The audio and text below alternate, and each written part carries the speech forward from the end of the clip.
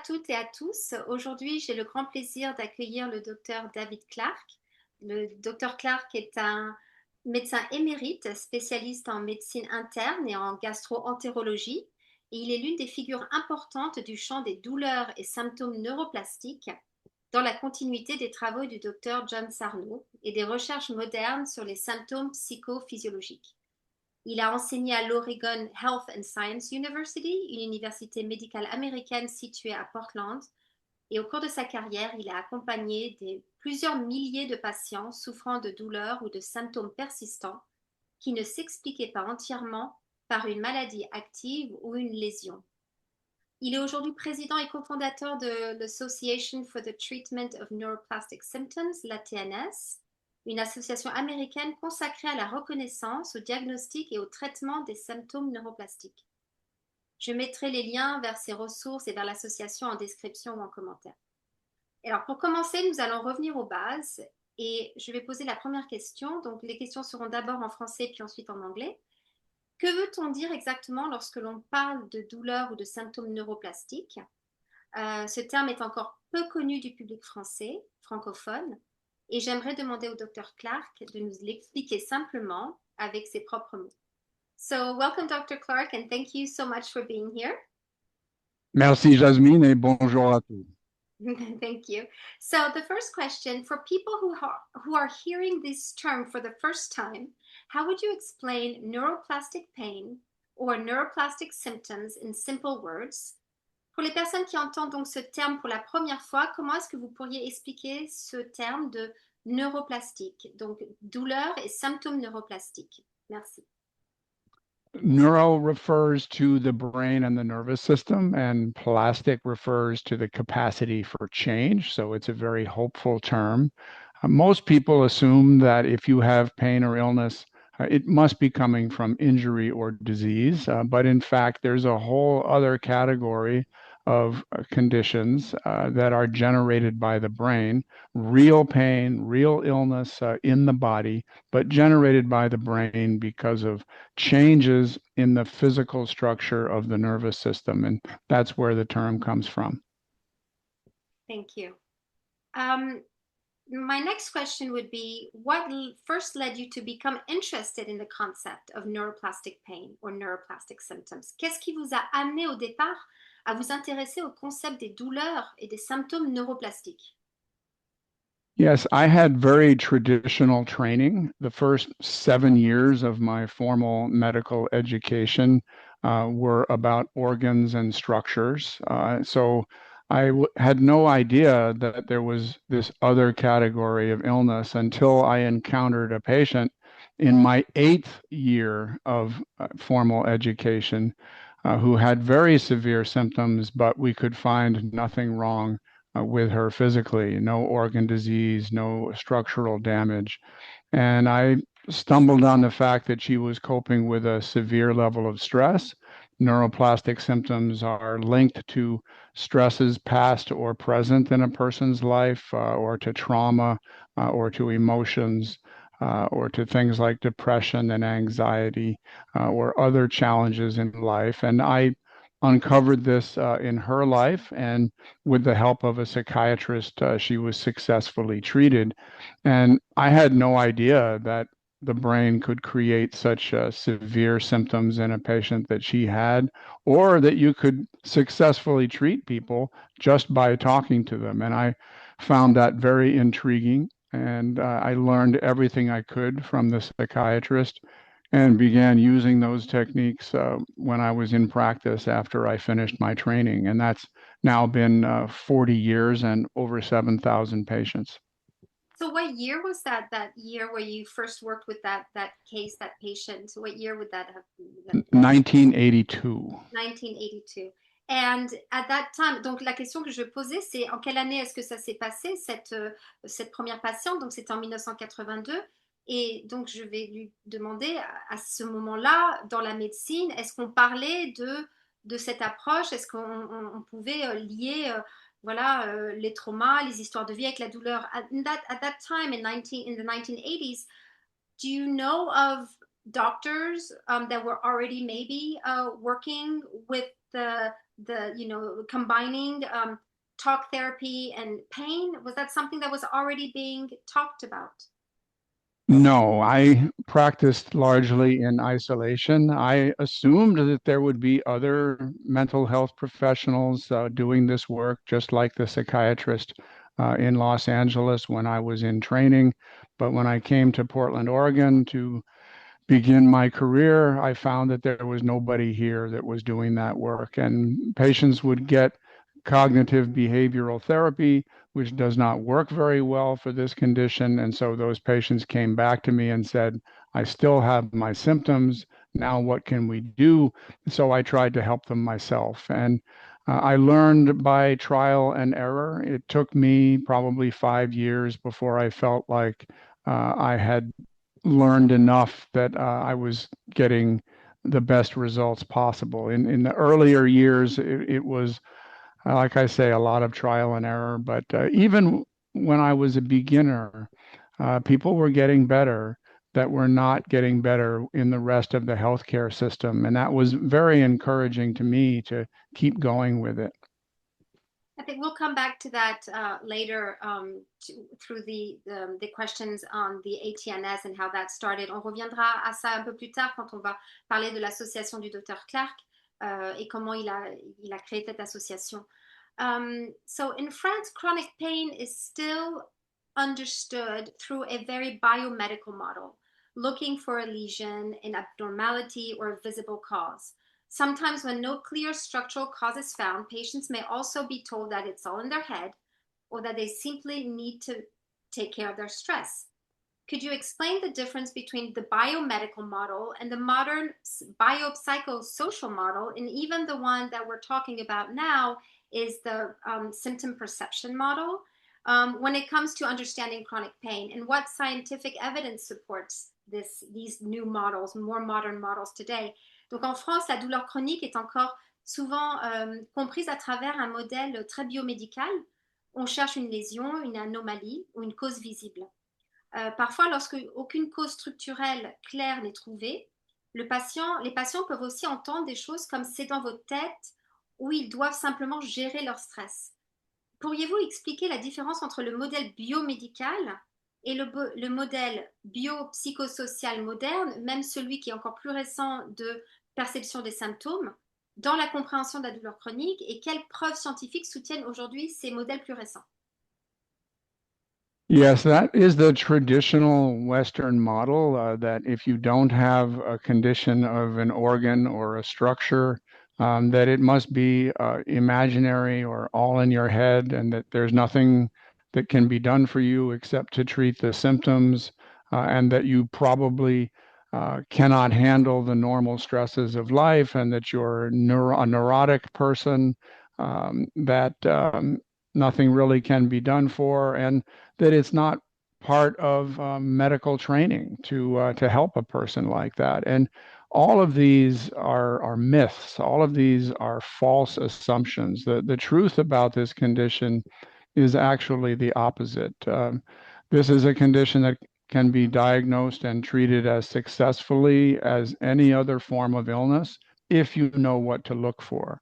And what we look for are stress, trauma, emotions, other challenges in life that are capable of causing shifts in the pathways in the brain, which then result in real, not imaginary, but real physical illness, pain, or other conditions in the body. But when we uncover the cause, we can treat that successfully, and we can alleviate even very serious conditions that have persisted for years or decades, can be successfully treated in anybody with this condition. And I should also add that people with this condition are actually mentally stronger than the average person, not mentally weaker. They are simply coping with much larger amounts of stress or trauma than even they themselves recognize. Would you say there has been would you say that when would have been the biggest shift in these models, according to you? D'après vous, à quel moment est-ce qu'il y a eu un grand changement de modèle, justement? It's still recognized only by a small minority of clinicians who have had great success in treating people who were otherwise hopeless. One of my patients had been experiencing unexplained abdominal pains for 79 years. She Wow. had lost all hope. It was actually her son who brought her into the office and said, "Can we do anything?" And yes, we could. We found that there had been a trauma when she was 8 years old that was still affecting her at age 87. And when that was successfully addressed, her pain massively improved. Another one of my patients was a 17-year-old girl. It's sort of at the other end of the age spectrum, whom I was asked to see after she had been in the hospital for 70 days. She was getting massive amounts of morphine around the clock by vein for unexplained abdominal pain. But when the stress in her life was found, uh, she was successfully treated also and was out of the hospital in a week and no longer needing any opioid medication after 30 days. But the ability to practice in this way is known to maybe hundreds of clinicians now, both medical and mental health. But the need is for a million or several million for this to be routine in practice all across the world. Exactly. Hopefully, all the studies that are still coming in and all the research will help develop that, en espérant que toutes les études et les recherches qui sont en cours vont permettre de développer tout ça. Um, in your clinical experience, what are the biggest obstacles to recovery for patients suffering from neuroplastic pain or neuroplastic symptoms? And could you share an example from your own practice? We asked that because I asked that because um, even though when we do get clients or patients that do understand that their pain and symptoms are neuroplastic, there's something more. We know that there's something more that can hinder the recovery. D'après votre expérience clinique, quels sont les plus grands obstacles au rétablissement chez les patients souffrant de douleurs ou de symptômes neuroplastiques? Et pourriez-vous partager un exemple de votre propre pratique, car nous savons que même quand les personnes ont compris que leur douleur était neuroplastique, il n'y avait pas de danger dans leur corps, parfois il y a un blocage, il y a des blocages au rétablissement. Yes, before I answer that question, I just briefly want to point out that there is excellent research now that supports this approach with dramatically improved uh, patient conditions using these approaches in research studies from across North America, everywhere from Halifax to Los Angeles, that's been published mostly in the last 5 years and documents very well these ideas and their benefit to patients. But in terms of the difficulty in recognizing what's going on, probably the biggest is that the stress that is causing these physical symptoms is not recognized by the patient. You would think that if you had a stress in your life that was causing you to be physically ill, that you would very well know what it was. But people don't appreciate the magnitude, the sheer weight and strength of the stress that they're coping with. Just, like the patient I mentioned earlier who had been through a trauma at age 8. She didn't think it was still affecting her at age 87, but it definitely was. Another example is a patient of mine who was having attacks of nausea and vomiting and dizziness. And these were sometimes severe enough to put her in the hospital.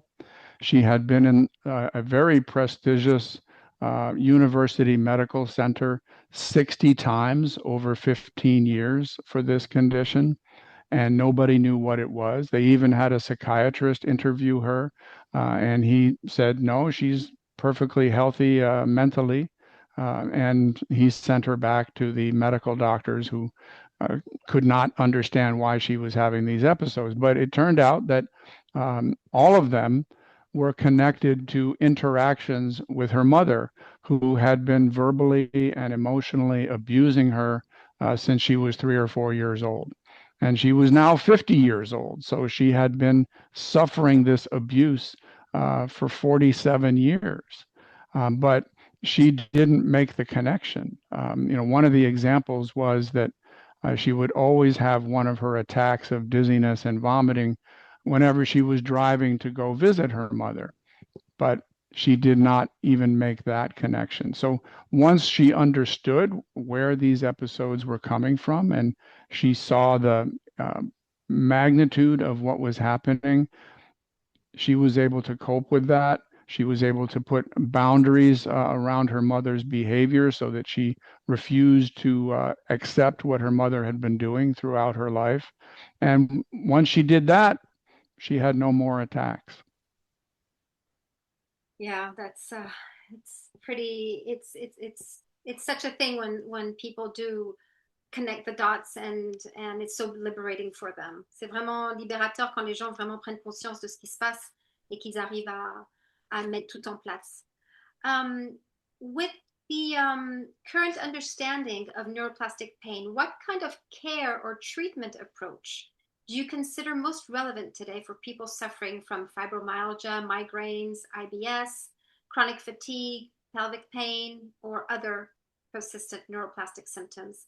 Avec la compréhension actuelle des douleurs neuroplastiques, quel type de prise en charge ou d'approche thérapeutique vous semble aujourd'hui le plus pertinent pour les personnes souffrant de fibromyalgie, de certaines migraines, de syndrome de l'intestin irritable, de fatigue chronique, de douleurs pelviennes ou d'autres symptômes neuroplastiques persistants?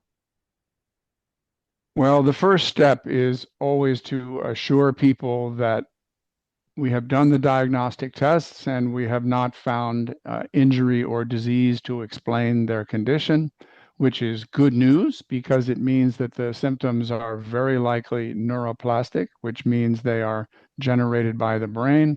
And so the next step is to shift our attention from the body to the brain and try to understand what are the stresses, traumas, emotions, other life challenges that might be responsible for the physical symptoms in the body. And by shifting one's attention, just recognizing that the body is not in danger, the body is not diseased, and the reassurance that the person doesn't need to be afraid about what's happening in their body, that is enormously helpful. And it's the essence of what's called pain reprocessing therapy, and always a great place to start with this. Um, Very often in my practice, I'm then going on to another level, which is emotional awareness and expression therapy, which has to do with understanding the stresses that the person is coping with. And very often, those began when the person was a child, that something happened to them that in those years, what we call an adverse childhood experience, or there may well have been more than one, something that caused them to repress their emotions, for example, or to think less well of themselves, to think of themselves as unworthy or a not as a good person. Anything that would put pressure on the child to try to solve the problems in their household, or that would have limited their ability to just be a child and to play. Many of my patients as adults, they have no concept of taking time for their own joy. So I'm looking for all of those things, for emotions that may have been repressed throughout their life and that are manifesting in the body because they can't be felt in the mind. And by helping people to see those things, like the patient I mentioned whose mother had been abusive towards her and that gave her the dizziness and vomiting, by recognizing that she had a lot of emotions toward her mother that had been suppressed, and that she could feel those emotions and she could write about them and she could speak about them with a therapist. The more you can put those emotions into words, the less they need to go into the body. And that's the essence of emotional awareness and expression therapy. Oui, c'est ça. Vous parlez de la pain reprocessing therapy, qui en français, on appelle ça la thérapie de reconditionnement de la douleur, in French. And le AET aussi, dont vous avez parlé. Vous parlez aussi de l'écriture thérapeutique. So you use journaling or writing maybe as a tool to express emotions. Yes, very much so. I ask many of my patients to write a letter to the person who mistreated them, not to mail the letter, but just simply to write it so that they can express their emotions about that person. Often both good and bad. We want to have all of those out there because most people, if it's a parent in particular, they have good feelings about that parent, but they also can have some negative emotions as well. And both of those need to be expressed. And journaling is another good technique where, for example, you might take 10 minutes or 15 minutes and think about a particular person or a particular important event in your life and just write everything you possibly can in 10 or 15 minutes about that event or person. Don't hold anything back. Don't worry about the spelling or the grammar. Just write everything as fast as you can without filtering it through your brain. And then look at what you've written and think about it and try to make sense of it. And you're giving your subconscious a chance to speak. And then you are giving your thinking brain a chance to communicate with that deeper part of yourself. So you would say that the work that that you do around the neuroplastic pain and symptoms is very global, and it's very it encompasses different aspects of the person. Obviously, the pain through the PRT, and also the emotions, and maybe do you work on the nervous system as well through maybe some somatic work, or or meditation? Is that something that you use within the mind body tools?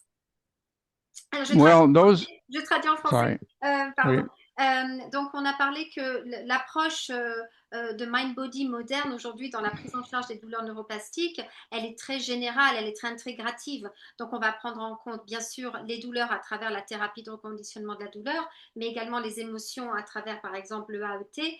Et par exemple, je pose la question, est-ce que dans les outils de l'approche mind-body moderne, est-ce que vous utilisez aussi le travail somatique pour le système nerveux et par exemple la méditation? Yeah, all of those things can be helpful if you use them in addition to the other techniques. But to be honest, they are not as powerful as the PRT or the EAET, things like mindfulness and meditation um, are in the past have been tested against these other techniques in research trials, and they're not as effective. But if you use them in addition to the other techniques, they are forms of self-care that I think is always going to be useful and provide support. Um, One of the techniques that I don't hear enough about is simply taking time for your own joy. Many of my patients when they were children, they did not get sufficient opportunities to simply be children, to play. They were in environments where their attention was directed towards problems in the household. And when you are a child trying to solve the problems of adults, you are not learning how to put yourself on the list of people for whom you care. And adults need to learn that. It is an essential human skill to be able to set aside some time where you have an activity that, again, has no purpose but your own joy. You are putting yourself on the list of people for whom you care. And it can take months of trial and error to find an activity that, again, you just love it for its own sake. And to get past the guilt. Many people feel guilty when they do this. They are thinking, oh, I should be helping this person or helping that person or solving this problem or cleaning up my house or doing something more at work. And you can't do that forever. You need some time to step off of the treadmill of your life and just pay attention to yourself. And many of my patients, once they learn to do that, it makes a huge difference in their lives. And it's a skill that they will then have for the rest of their lives. Yeah, the concept of self-compassion is really important in the recovery. Le concept d'autocompassion est vraiment très important dans le, voilà, dans le programme, on va dire, du rétablissement. And just a quick question, out of all the patients that you've seen and worked with, what would you say actually got fully recovered, partially recovered, or had maybe not so much of an effect, from what you were doing with them? Une petite question, c'est de tous les patients que vous avez vus, quel est le pourcentage ou quel est le nombre peut-être qui sont rétablis, qui ont eu un rétablissement total ou partiel, ou pour qui les approches dont on parle aujourd'hui n'ont pas fonctionné. And just to clarify, you were working as a gastroenterologist, so you worked mainly with people who had gut issues like IBS and different types of pain from the intestinal tract. Vous étiez gastro-entérologue, donc vous étiez plutôt en lien avec des douleurs abdominales comme le syndrome de l'intestin irritable. Yes, in the early years I did that, but as time went on and people saw the work I was doing, they began sending me patients with other problems. So I became the doctor who took care of people whose condition was mysterious. Mm-hmm. And that could be, all kinds of symptoms: back pain, migraines, genital symptoms. One of my patients had itching of the skin over his entire body. And I would say, the proportion that would get better, I would say, at least 90% would improve, and probably 80 or 90% would get complete relief. And the length of time that was needed would vary. The patient who had the attacks of dizziness and vomiting from her abusive mother was cured in an hour. Just a single 1 hour conversation, and she never had another episode. But other patients, they need years of psychotherapy to achieve the same outcome. So everybody's different. There's no predictable path for a particular person. It's quite common to make a significant improvement and then to have a setback, and then to make significant improvement again and then to have a setback. That's quite a common pathway. But once people see that they can improve, it's tremendously validating. People recognize that they do have a real diagnosis, that there's a real treatment for it. They are not crazy. These symptoms are not imaginary. They are real. And they are coming about because they have stress in their life that would cause anybody to have a reaction in their body like this. Yeah, that's very interesting. So in France, this is a good transition. In France, many patients say they feel misunderstood by their family, by their doctors, friends. They sometimes hear things, it's all in your head. I know we spoke about that at the beginning of the interview, but in France, we have a very famous term called psychosomatic. It's quite well known in France, but it's often misunderstood or misused, stigmatizing. Is this a term that you still use today? I'm wondering if you use it the same way we do as well. And how can we talk about these symptoms without making patients feel dismissed or blamed? We have a very long past with psychoanalysis in France. Neuroscience is quite new in the universities and the departments of psychology. There are now two schools, neuroscience, a little bit again, VS psychoanalysis. Some try to do both. Some are very much, rooted in their opinions and their schools of thoughts. And it is it is a common knowledge in France that if you are in pain in your body but you don't have a cause, then it's because you're just stressed. It's just stress. C'est juste du stress. Alors, je vais traduire. Donc, en France, de nombreux patients disent se sentir incompris par leur famille, leurs amis, même leurs docteurs, certains médecins. Ils entendent parfois des phrases comme c'est dans ta tête, c'est dans votre tête, ou c'est psychosomatique, qui est un terme assez courant et utilisé en France, mais souvent il est mal compris ou vécu comme stigmatisant. Et parfois même juste mal utilisé, ou peut-être est-il complètement obsolète aujourd'hui. Est-ce un terme que vous utilisez encore aujourd'hui? Et comment peut-on parler de ces symptômes sans que les patients se sentent invalidés ou culpabilisés, en sachant que, oui, quand on a une douleur qui ne s'explique pas, en France, on va de suite penser c'est parce que tu es stressé, gère ton stress. Mais en fait, et là, c'est encore l'occasion de reparler de ça, c'est qu'ici, dans l'approche moderne avec la PRT, la thérapie de reconditionnement de la douleur, on n'est pas du tout dans ce diagnostic-là. On n'est pas en train de dire aux gens, tu as mal quelque part parce que, et on ne trouve rien, c'est à cause de ton stress. On est en train d'expliquer, comme le docteur Clarke fait en ce moment, qu'il y a vraiment un changement au niveau des circuits neuronaux qui impactent, qui vont produire cette douleur. So, going back to the original question, the term psychosomatic, people feeling dismissed, blamed, what would you say to that? Yes, we understand the English word psychosomatic in the same way.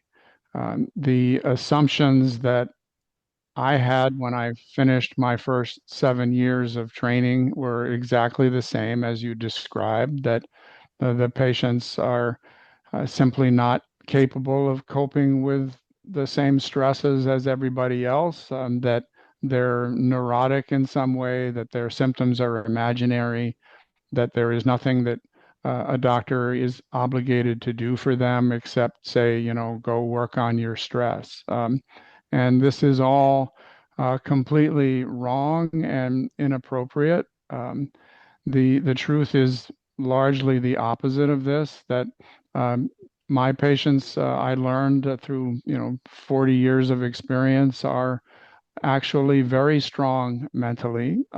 They are simply coping with much higher levels of stress than the average person, and that those stresses can be coming from many different sources, and that as physicians, we can diagnose those sources in the same way, if we know what to look for, in the same way that we diagnose organ disease and structural damage.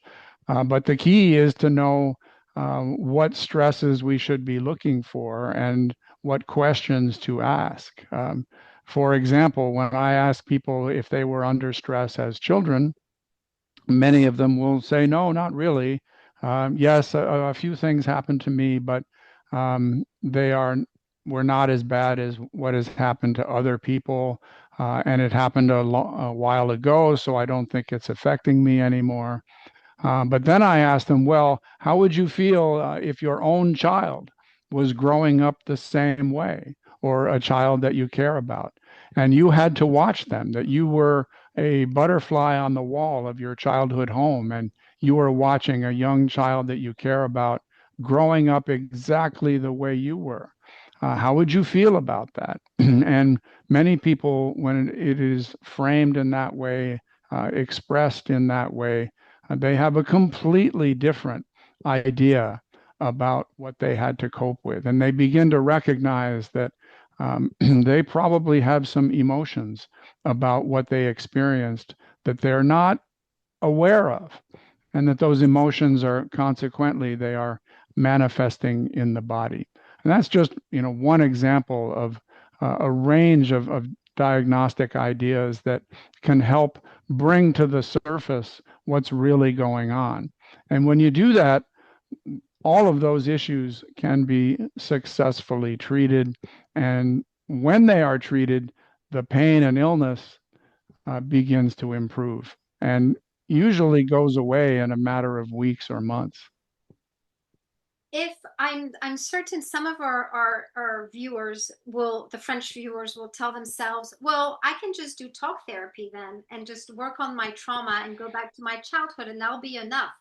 Je pense qu'il y a certaines personnes en vous écoutant qui vont se dire, bah, il me suffit en fait juste de faire une thérapie, de parler de mes problèmes, de mes traumas et ma douleur va partir. It's not that simple. PRT does bring something different to the table. La thérapie de reconditionnement de la douleur amène quelque chose en plus parce que c'est pas si simple que ça. Yeah, in the United States, most psychotherapists are trained in cognitive behavioral therapy, and that is more about helping people to live with their condition rather than to alleviate or relieve the condition. And this is why in the research studies, it doesn't work nearly as well as the new techniques that are going after people's emotions and understanding their traumas, understanding, whether anxiety or depression is present, understanding the issues in their life today, which may include stressful personality traits like trying to be perfect or trying to please other people to the exclusion of yourself, or not taking time for your own joy, and also triggers. That people, situations, or events that are highly stressful for you because they are in some way linked to the past or remind you of the past. All of these ideas are specifically beneficial for neuroplastic symptoms. And it takes training and experience to be able to use them well. Exactly. Thank you. So the next question I have, so another point that often comes up in France, especially in fibromyalgia, is the idea that there's no real solution because there's no universal treatment that works for everyone. Like there's no magic pill. So many patients feel doomed and they are told they can only manage their symptoms. How would you respond to that? Un autre point qui Yeah, revient souvent en France, pardon, sorry. Un autre point qui revient souvent en France, notamment avec la fibromyalgie, c'est que c'est l'idée qu'il n'existe pas de vraie solution. Il n'y a pas de traitement universel comme par exemple une pilule magique pour tout le monde ou une pilule qui fonctionnerait pour tout le monde. Et donc beaucoup de patients se sentent condamnés et s'entendent dire qu'ils ne peuvent que gérer leurs symptômes. Que leur répondriez-vous? yeah, this is true not only of fibromyalgia, but of the whole range of neuroplastic conditions, migraine and most cases of back pain and temporomandibular joint and chronic fatigue and irritable bowel and pelvic pain and genital symptoms and joint pains, the whole long list this is true for.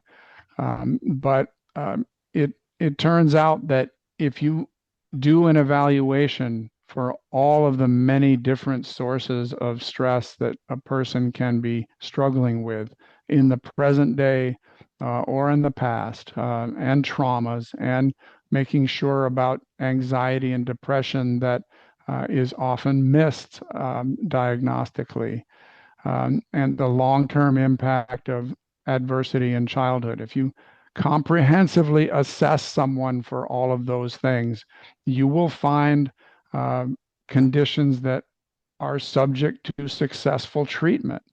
And there are research trials going on right now, specifically on fibromyalgia, and I'm confident that they're going to show much better outcomes than have ever been seen before.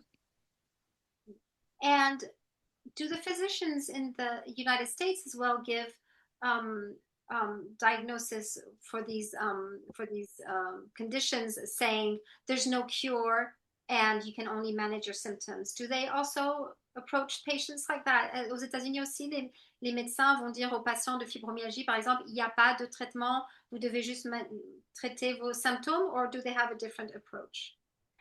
No, unfortunately, that is the idea that most patients hear is that, I'm sorry, you have this condition, and many people have more than one at the same time. And the physicians just throw up their hands and say, this is what you have. You are going to have to live with this, and there is nothing more we can do for you. And that's exactly how I was trained the first 7 years of my education. But it turns out that it's completely false, that um, these symptoms can be diagnosed and treated at least as successfully as other conditions in the body. Yes. And that's why we're here. C'est pour ça qu'on est là, pour transmettre l'information, to transmit the counseling. Absolument. Absolument. How do you imagine the future of care for chronic pain and persistent symptoms through the lens of mind-body approaches? Where do you think research and treatment approaches are heading in the coming years? Comment imaginez-vous l'avenir de la prise en charge de la douleur chronique et des symptômes persistants à travers ce prisme des approches modernes mind-body? Et selon vous, vers quoi se dirige la recherche et les approches thérapeutiques dans les prochaines années? Where it's going is that an increasing number of medical professionals are going to become aware that your brain can cause real pain and illness in the body, and that this condition can be diagnosed just like any other, that it can be treated at least as successfully as any other. And the physicians whom I know who have learned how to do this, they absolutely love it.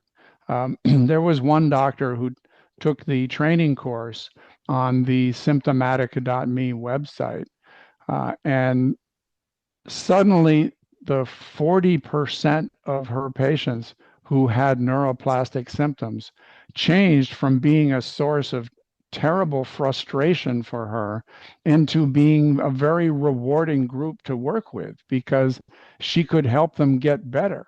And she took me aside at a conference and she said, these ideas have put the joy back into my work. That is so good to hear. What would you say would be the leading countries right now, pushing the research in this field? Quels seraient d'après vous les pays qui poussent la recherche dans ce domaine actuellement? A lot of research is happening in the United States. Research is happening in Halifax, Nova Scotia, and Canada. I think there is some concept of doing research in the UK and the Netherlands, and also in Scandinavia. Yes. And I should also add, of course, in Israel, they are developing centers of excellence for care of this condition. Oh, that's great. Hopefully France will catch up. Espérons que la France aussi s'y mette dans cette liste. Absolument encore. On y va. If you had a magic wand, what would you put in place within the healthcare system in the United States, for example, so that patients with neuroplastic symptoms could be better recognized, better referred, and better supported? Si vous aviez une baguette magique, que mettriez-vous en place dans le système de santé aux États-Unis, puisque c'est là que vous êtes, afin de permettre aux patients présentant des symptômes neuroplastiques qu'ils soient mieux reconnus, orientés et accompagnés? Well, I have been teaching in the medical school in my city for several years now. I've been teaching in a program for what are called physician associates for 30 years. I've been teaching internal medicine residents, people who are working in hospitals for their further training for 30 years. A medical school, two medical schools in Slovenia have been teaching this material based on my first book, which is called They Can't Find Anything Wrong.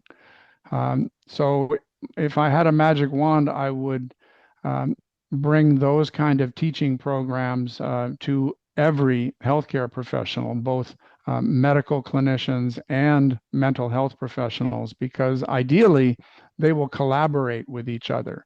The medical clinician will make sure that there is no organ disease or structural damage. They will also do screening for stresses in the person's life. And then they will have a mental health professional who also has training in this condition get involved with the patient. Ideally, right in the same visit. You come to see the doctor. The doctor makes sure that you are physically okay, and then they say, "I'm bringing in my stress expert now, my neuroplastic expert now, to help you with this," and that should be routine. Many people who came to our conference last year um, indicated that they had needed more than 10 years to find the correct diagnosis and treatment.